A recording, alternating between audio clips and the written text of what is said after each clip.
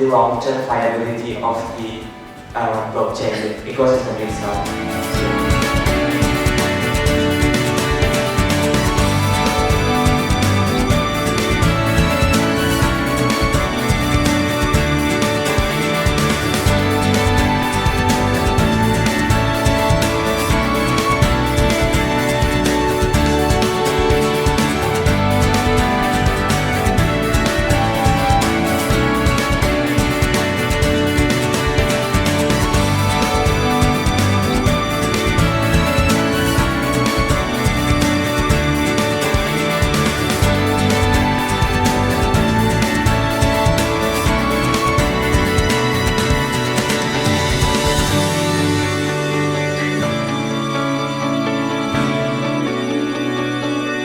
Harus pilih aku karena yang pertama aku sangat minat di bidang ini dan memang recently lagi belajar juga.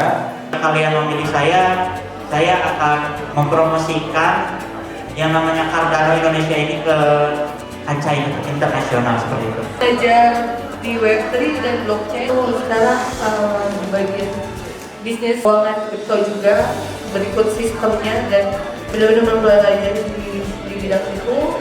Dan waktu itu juga jadi community manager di blog Dev IT.